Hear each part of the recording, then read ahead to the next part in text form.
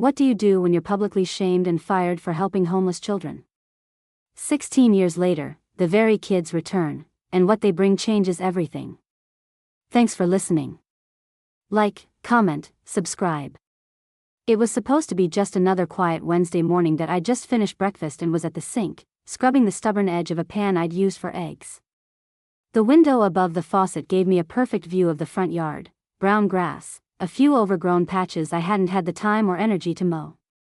Fall had crept in overnight, bringing with it crisp air and a scattering of golden leaves that blanketed my porch. Then I heard it, the deep, thudding roar of a helicopter. At first, I thought I was imagining it. But the sound grew louder, closer, shaking the cabinets and rattling my glass jars of dried beans and rice. I froze, dish soap still clinging to my hands. My eyes went wide. When I looked out the window again, my heart stopped. A black helicopter, sleek, enormous, was circling above the street. And then, slowly, it began to descend into my front yard that I couldn't move. My feet were cemented to the floor. All I could do was stare as the wind from the blades whipped the leaves into a chaotic storm and flattened the tall grass. The neighbors started pouring out of their houses, shielding their eyes, phones in hand. The whole block was watching, and I was at the center of it. The doors of the helicopter slid open with a soft mechanical hiss. Two people stepped out. The first was a tall black man, dressed in an impeccably tailored gray suit.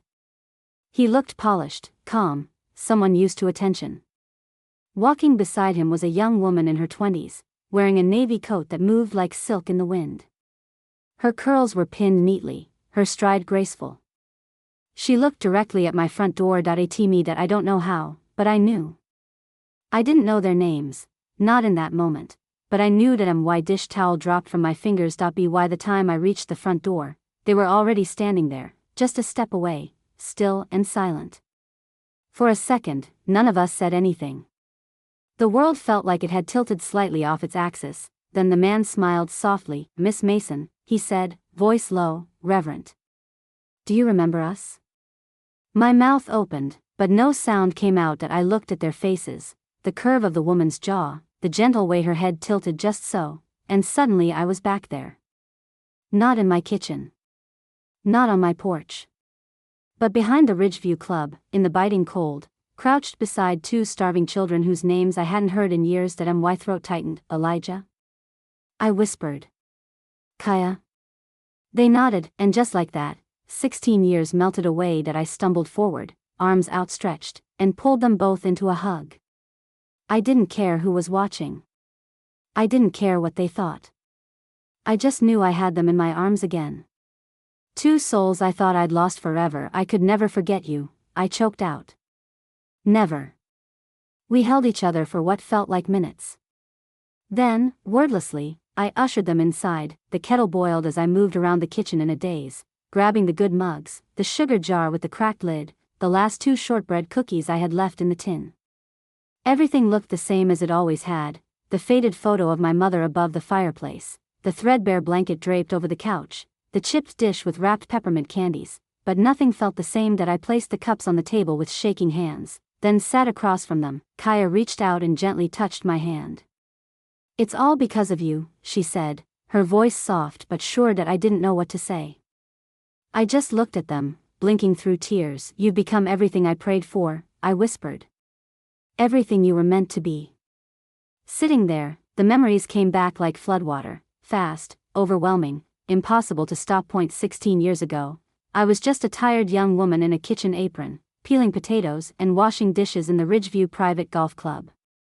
The kind of place where members had their initials embroidered on napkins and their dogs wore sweaters.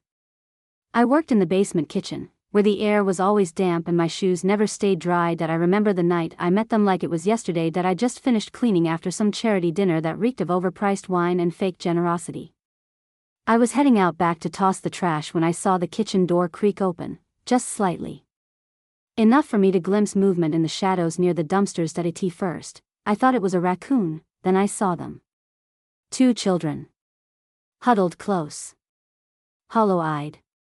Wrapped in clothing that barely clung to their frames. I stepped outside slowly, trying not to scare them. "What are you doing here?" I asked softly. The boy straightened, only slightly. "We're hungry," he said. His arm was around the girl that I didn't think. I didn't hesitate. I just turned around, filled a container with leftover chicken and bread, poured some hot soup into a thermos, and brought it out to them, their eyes. I'll never forget their eyes. They looked at me like I was a miracle, and maybe, in that moment, after that night, I made a habit of it. Every shift, I'd wrap a little extra. Hide sandwiches in napkins. Slip them coats from the lost and found. They never asked for anything more. Never lingered. Just said thank you, and disappeared into the cold. Eventually, they told me their names. Elijah, 11. Kaya, 9. Their parents had died in a car crash. They'd slipped through the system. They had nowhere to go that I didn't have much. But I had food. I had enough to make sure they weren't hungry that I thought I could keep them safe. Keep it quiet, but I was wrong. Kindness, I would learn, is never quiet enough for some people.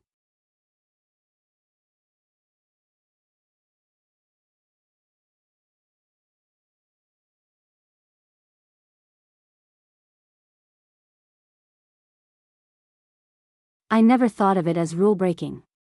I wasn't trying to challenge authority or stir trouble. I just couldn't walk past those two children and pretend I didn't see them.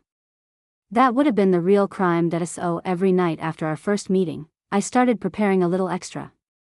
I'd wrap leftovers in napkins, stash them in containers, and when no one was watching, I'd sneak out the back door and leave the food near the utility shed. Sometimes, I'd sit with them while they ate, especially on cold nights when their hands shook from more than just fear. They never begged. Never asked for more. Elijah always gave a quiet nod of thanks, and Kaya whispered it like a secret, as if even gratitude might get her in trouble. That whisper undid me every time that we didn't talk much in the beginning, but eventually they opened up. Their parents had died in a house fire. They'd bounced between shelters, scared of being split up, and somehow slipped through the cracks. They were terrified of foster care. So they hid. Behind dumpsters. Under stairs. Anywhere no one would notice, but I noticed, and I couldn't look away. That I brought them scarves and socks. Wiped Kaya's runny nose with my own sleeve one night. Watched Elijah tighten his arm around her whenever a noise startled them. It was the quietest, most sacred bond I'd ever shared with another person, but Ridgeview wasn't a place that respected quiet bonds, especially not ones formed between the help and the invisible. The club was beautiful above ground. Chandeliers, white tablecloths, valet service. But down in the basement kitchen, where I worked, it was a different world. It smelled of bleach and fryer oil. The floors were always slick, and my sneakers were always soaked. But it was work, and I was grateful, until I wasn't. The man who owned the club, Edgar Stanwyck, was a legend in the business world. Tall, silver-haired, always in a pressed suit and cashmere coat. He was all smiles for the board members and politicians who dined upstairs, but everyone downstairs knew the truth. He only smiled when the cameras were rolling. That he never looked at me. I don't think he even knew my name. To him, I was just a shadow in an apron, until the night I stepped into the light, and paid for it. That it was a frigid evening in December. Snow covered the grounds like a velvet cloth, and the annual winter gala was in full swing. Ridgeview's most powerful donors were drinking champagne under crystal chandeliers while I was elbow-deep in suds, barely feeling my fingers. After the last course had been cleared and the clinking of silverware gave way to laughter and jazz, I slipped outside with 2 containers of food and a thermos of soup. Elijah and Kaya were waiting, their eyes wide, their breath visible in the icy air. That I knelt beside them, handing them the food with a smile. That's when I felt the coldest chill of all, not from the weather, but from the presence behind me. That I turned. There he was, Stanwyck, standing under the floodlight like a judge on his throne. His eyes narrowed, his mouth tight with contempt. He wore a black coat, gloves, a scarf worth more than my rent. What the hell do you think you're doing? He barked. I stood up, quickly stepping in front of the children, as if I could shield them with my body. They were hungry, I said, heart pounding. You're feeding vagrants on my property, he cut in, voice rising. You brought street rats onto club grounds? They're just kids, I said, my voice shaking. They have no one. This is a private club, not a soup kitchen, he snapped. You're trespassing, aiding vagrants, and stealing club property. I didn't steal anything, I insisted. I used leftovers, which were meant for paying members, he said, his tone now cruel. You violated club policy. You've broken trust. I opened my mouth to speak, but he raised a hand. You're fired. Immediately. Behind me, Kaya let out a small cry. Elijah clutched her hand tighter. I froze. My blood turned to ice. Staff had started gathering at the door, drawn by the noise. Stanwyck didn't lower his voice. He made a show of it. This woman has been stealing from the club and smuggling in outsiders, he said loudly. Her access is revoked. Permanently. No one said a word. Not the head chef. Not the dishwashers. Not even the line cook I used to share my breakroom coffee with. I stood there, my cheeks burning, my apron feeling like a weight dragging me into the ground. Then he leaned in, voice low enough only I could hear. You people think kindness makes you noble, he said. It just makes you reckless. And with that, he turned and walked away, his footsteps crunching across the snow. The door slammed behind him. I dropped to my knees and held the children as they clung to me, their small bodies trembling. They were scared. They thought they'd ruined everything. It's okay, I whispered, even though I was lying. It's okay. But it wasn't okay. Not even close. By the next morning, the story had already taken on a life of its own. In the locker room, people stopped speaking when I entered. Rumors spread like grease fires, that I'd stolen food for myself, that I'd endangered guests, that I'd brought trouble to the club. Stanwyck had made sure his version stuck. My name, once whispered with kindness by a few cooks, became a warning. Don't hire her. She's a thief. She brought vagrants onto private grounds. I couldn't prove anything. I couldn't stop at point. 1 week later, I was blacklisted across the industry. January came like a silent thief and took what was left of my strength. By then, I was invisible. Not metaphorically, really invisible. The kind of person you pass on the street without ever seeing. The kind that hands you a flyer in the cold while you keep your earbuds in. That was me. I handed out grocery coupons in the morning, scrubbed floors in the afternoon, and cleaned office bathrooms by night. My hands were cracked and rough. My coat had holes in the sleeves. But I kept going. I had no choice. The kids were still out there. Elijah and Kaya were still depending on me, and my mother, well, she needed round-the-clock care. The hospital bed took up most of our tiny living room, and I did everything I could to keep her comfortable, rubbing lotion into her feet, spooning soup into her mouth, pretending I wasn't falling apart. And then, one night, the worst happened. I went to the usual spot near the old gas station where Elijah and Kaya slept. I had 2 sandwiches, a bag of almonds, and a thermos of tea. But when I got there, the spot was emptied. At first, I wasn't worried. Maybe they were late. Maybe they were nearby. I walked around the block, whispering their names. Nothing. I went down the alley, checked the back of the laundromat, behind the bakery, under the bridge, still nothing. That's when the older man, the one who always sat on the bench outside the convenience store, approached me. I hadn't even noticed him until he stood and spoke. You looking for those 2 kids? He asked gently. I turned toward him. Yes. Elijah and Kaya. Have you seen them? He nodded slowly. Social workers came. Picked M up 2 days ago. Someone must have called M in. Said they got taken to a children's center out in Redford. My knees almost gave out. I stood there on the icy sidewalk, the sandwiches still in my hand, and felt something inside me collapse. Not just sadness. Not just fear, lost. I had lost them. After everything I'd done, everything I'd tried to do, I still couldn't keep them safe. That night, I didn't sleep. I sat beside my mother's hospital bed and watched the slow rise and fall of her chest. Her skin was pale and thin, almost translucent under the lamplight. Her breath was labored.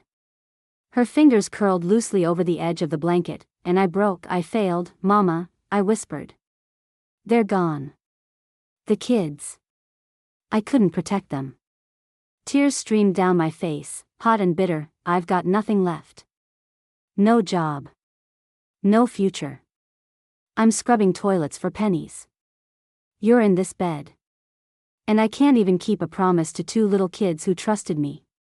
My mother stirred. Slowly, painfully, her eyes opened. She looked at me, and even in her exhaustion, she smiled. "Baby," she whispered, "don't let pain define you." I shook my head. "That's all I have now." She reached out with one weak hand and placed it on mine. Her voice was barely a whisper, but her words burned straight into my soul. "You still have your truth. You still have your heart. They can't take that." She paused, her breath shallow. "Promise me," she said, locking eyes with mine. "Promise me you won't give up. You'll turn this into something bigger. Something better." I could barely speak through the sobs. But I nodded. "I promise." 3 nights later, I lost her. She passed away just before dawn, quiet and peaceful, as if she'd been waiting for my promise to let go. That I stayed in the room for hours after the nurses left. I didn't want to move. I didn't want to breathe. I just held her hand and let the silence hold me. After the funeral, a simple, small ceremony no one attended but me and the nurse who'd looked after her, I packed her few belongings into 2 cardboard boxes. Scarves. Books. Her old hairbrush. A Bible with notes in the margins. And one small box she kept taped shut in the back of her dresser. Inside was a silk scarf wrapped around a worn business card. Clifford R. Ellison, attorney at law. That I remembered the name. Her childhood friend. A man she hadn't spoken to in decades. I almost threw the card away, but something stopped me. That I sat with it for hours. Staring at the number. Running my thumb over the faded ink, and then I called. That he answered on the 3rd ring. An hour later, I sat across from him in a quiet cafe downtown. The windows were fogged up. The heater rattled in the corner. Clifford looked older than I remembered, silver hair, tired eyes, but he still had that calm, precise presence. "I'm so sorry about Rosa," he said, as soon as I introduced myself. That I nodded, my voice dry. "She always spoke highly of you." He smiled gently. "She was the best of us." We sat down, and I began to speak. That I told him everything, not just the night I got fired, but the nights before and after. The kids. The food. The firing. The lies. The blacklisting. The toilet scrubbing. The desperation. The silence. The weight. That I didn't dramatize it. I didn't cry. That I just told the truth. Then I reached into my satchel and laid a folder on the table. "I've been cleaning offices for a year," I said. "Anne." I started noticing things. Documents left behind. Emails. Pay stubs. Memos. Clifford opened the folder. His eyebrows lifted. Inside were records. Screenshots. Audio snippets. Payroll gaps. Racial disparities. And one blurry but very clear audio file. Stanwyck's voice, caught on a staff mic during a private meeting. "A little humiliation keeps them obedient. It's how we keep the help in line." Clifford looked up at me, eyes wide. "Lauren," he said slowly. This could ruin him." I sipped my coffee. It had gone cold. "I don't want to ruin anyone," I said. "I just want the truth to matter again."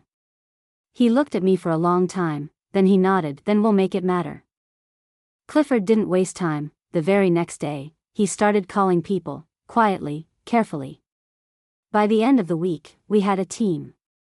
A sharp young paralegal who could sniff out fake numbers faster than most auditors, a retired ethics inspector who'd seen every dirty game in the book, and a freelance investigative journalist with a hunger for stories that cut through the polished surface of respectable institutions. That we met every night in Clifford's cramped office. The carpet smelled like dust and coffee, the radiator hissed constantly, and the walls were lined with books and case files. But to me, it felt like a war room. That I brought everything I had, all the files, all the notes I'd scribbled after cleaning shifts, all the blurry photos and the audio clips I'd secretly recorded. Every document, every printout, every detail that I thought might one day matter. I had no idea how much weight they would carry. Clifford read through them in silence, underlining things, asking me questions. By the end of that first week, he looked up from a page and said, "Lauren, this isn't just evidence. It's a bombshell." He was right, there were internal emails from Ridgeview's management discussing visual uniformity in hiring. There were payroll spreadsheets showing white employees being paid significantly more than staff of color, for the exact same jobs. One file even confirmed that surveillance footage of the back lot had been overwritten, just days after I was fired, but nothing hit harder than the recording that it wasn't long, just 32 seconds, but it was damning. Stanwyck's voice, clear and unmistakable, laughing with another board member, one of those people. You give them an inch, they think they're saints. A little humiliation keeps them in line. Clifford played it back 3 times, jaw clenched. This isn't just racism, he said. This is systemic manipulation. And you've caught him in the act. I sat across the table, arms wrapped around myself. Will it be enough? I asked. It'll be more than enough, he replied. If we move fast.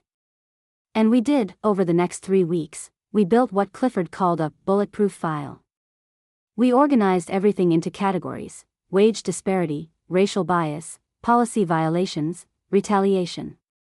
We included testimonies from former Ridgeview employees, some of whom had reached out to me after hearing whispers of what I was doing. People who'd seen what happened to me. People who'd been mistreated too. That I was still working nights at the time. Still scrubbing tile floors and emptying trash bins while everyone else slept. But now, I had purpose. I had fire, and then, one night, Clifford walked in with a folded newsletter in his hand. Stanwyck's about to sign a major expansion deal, he said, slapping it on the desk. State-backed land grant. Tax-exempt. If that deal goes through, Ridgeview doubles in size. I leaned forward. What if we make the deal fall apart? He smiled slowly. That's exactly the plan. We compiled the final dossier and mailed it, with signatures and notarized evidence, to the State Ethics Board, the Department of Labor, and most importantly, the Richmond Observer. Clifford used every favor he had to make sure they'd read it. They didn't just read it, they published it. 3 days later, my phone buzzed at 6:17 a.m. with a single message from Clifford. It's Liv. I opened the article and felt my entire body go numb. Inside Ridgeview, racism, retaliation, and the fall of a philanthropic giant. It laid everything bare: the emails, the pay gaps, the racial slurs, the destroyed footage, the smear campaign. The journalist had done their homework. The article even included a graphic timeline of my firing, my blacklisting, and the pattern of cover-ups that followed. They didn't publish my name. That I wasn't ready yet, but everyone who knew the story knew it was me. By noon, Ridgeview's boardroom was in chaos. By sunset, state auditors had arrived at the club's main office with warrants, and by the next morning, the land deal was cancelled. I sat on my worn couch, hands curled around a mug of tea, watching it all unfold on the news. My knees shook. My throat was tight. But my heart was steady. Clifford called just after sunset. They've frozen his assets, he said. And the board is holding an emergency session. I didn't know what to say. I just let the silence stretch. It's happening, Lauren, he said. You did it. But I didn't feel victorious. Not yet. 2 days later, the Observer ran a follow-up. This time, with my full consent, they used my name, Lauren Mason. The woman Ridgeview tried to silence. They included a photo I barely remembered, me, in my 20s, standing outside the club kitchen in my apron, holding a tray of leftovers. I looked tired. But determined. Messages started flooding in. People I hadn't seen in years. Former coworkers. Journalists. Strangers.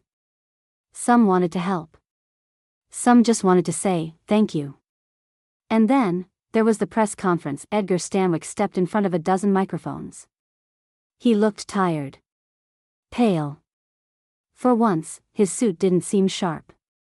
He read a statement denying personal involvement, but taking full responsibility for the culture under his leadership.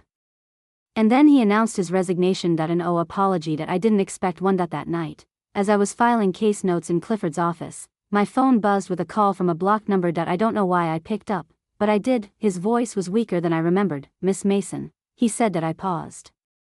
Mr. Stanwyck. A long silence. I assume you've seen what they're saying. I have.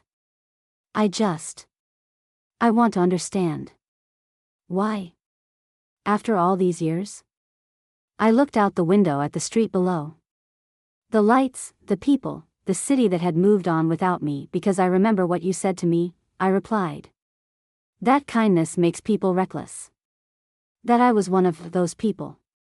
You thought my silence would last forever. He said nothing, and you were wrong, I added. I was. He whispered that I let the silence stretch, then spoke again. I didn't do this for revenge. I did it so no one else has to go through what I did. He inhaled sharply. Then. I suppose that makes you the better person. I smiled sadly. No, Mr. Stanwyck. It just makes me the one who finally told the truth. And I hung up. For the first time in 16 years, I finally felt light. I'll never forget the knock on the door. It was a mild day in early spring. I just finished organizing some paperwork for the legal clinic I volunteered with, mostly intake forms and handwritten letters from folks who didn't know where else to turn. I was standing by the kitchen counter, sipping a cup of tea, when I heard it. A quiet, deliberate knock that I wasn't expecting anyone. When I opened the door, I nearly dropped the mug from my hands. There they were, 2 adults, young, radiant, and instantly familiar. The man stood tall, in a crisp navy suit, posture straight and confident. His smile was gentle, steady. The young woman beside him wore a pale lavender blouse and simple gold earrings. Her hair was tied back, and her eyes glistened as they met mine. For a moment, I couldn't move. My breath caught in my chest, and then I knew. Elijah? I whispered. His smile widened. It's me, Miss Lauren. And this is Kaya. I covered my mouth with both hands. My eyes welled so fast I couldn't even speak. Kaya stepped forward and wrapped her arms around me. I pulled her close, trembling. Then Elijah followed, and the 3 of us stood in my doorway, holding each other like no time had passed at all. I thought I'd lost you. I finally managed. We never stopped looking, Elijah said. It just took time. Once we sat inside, the conversation poured out like water breaking through a dam. The years melted away. Kaya told me about law school. About fighting for civil rights, for voices like mine that had once been ignored. Elijah told me about his cafe project, how he'd started with one location and turned it into a chain that trained and employed young people who'd grown up just like they had. People who needed a chance. We saw the article, Kaya said, squeezing my hand. As soon as I saw your name, I knew. I knew it was you. We had to find you. I couldn't believe it, I said. I thought you were gone forever. I blamed myself for so long. You saved us, Elijah said. Every single night you brought us food, you saved us. We've never forgotten. Kaya's voice softened. And now, we want to give something back. They told me they'd been planning something for a long time, a foundation to help the invisible. A place where kids like them could find food, education, mentorship, dignity. A place that could advocate, support, and protect. But we don't want to name it after ourselves, Kaya said. We want to name it after you. I shook my head, overwhelmed. No, I don't need that. Yes, Elijah said, firm but kind. You gave us everything when you had nothing. Now let us carry your name with pride. I sat there in silence, blinking through tears, holding both their hands. Then let's do it, I whispered. Months later, the Lauren Mason Foundation opened its doors. We started small, legal aid pop-ups, food drives, scholarship panels. But the momentum grew fast. Word spread. Local organizations joined us. People I'd never met reached out to donate, volunteer, share their stories. I traveled. I spoke. I stood on stages with mayors and community leaders and told them the truth, not the polished version, but the real one. The night I was fired. The lies that followed. The kids I couldn't forget. The mother I buried. The fire I'd carried through every single floor I ever mopped. One autumn afternoon, I gave a speech at a justice summit in D.C. I stood on a broad stage, looking out at a room full of people in suits and ties and pearl earrings, and I said, I was told that kindness made me weak. That it made me naive, reckless. But kindness, real kindness, is strength. It's sacrifice. It's the courage to act when no one else will. It's the revolution that moves in silence, until one day, the world can't ignore it anymore. The room erupted in applause. Somewhere near the back, I saw him, Edgar Stanwyck, thinner now. Grayer. He stood among the crowd but didn't clap. He just looked at me, and for the first time, not with contempt, but with understanding. When I walked past him as I left the stage, our eyes met briefly. He gave a small nod, not forgiveness, not friendship, but acknowledgement, and that was enough. That winter, I sat in the Foundation's headquarters, a sunlit space overlooking a schoolyard. Kaya and Elijah were there too, working late like always. I watched the kids in the yard laughing, chasing each other across the playground. They look like we used to, Kaya said, smiling softly. No, I replied, my heart full. They look like what we dreamed we could be. Elijah placed a framed photo on the desk, the three of us, taken the day they came back. Beneath it was a quote, kindness isn't weakness. It's a revolution in slow motion. I smiled. Let's keep it going. People will forget names. They'll forget press releases and lawsuits and exposés, but I know this, they'll remember the soup I handed two children on a freezing night behind a country club. They'll remember the janitor who lost everything because she refused to look away. They'll remember the woman who turned humiliation into healing. I don't want to be famous. I just want to make sure no one like me is ever silenced again. And if I have to be the first voice in the room to say, no more, then so be it, because I remember what it felt like to be alone in the dark, and now I get to be the one holding the light.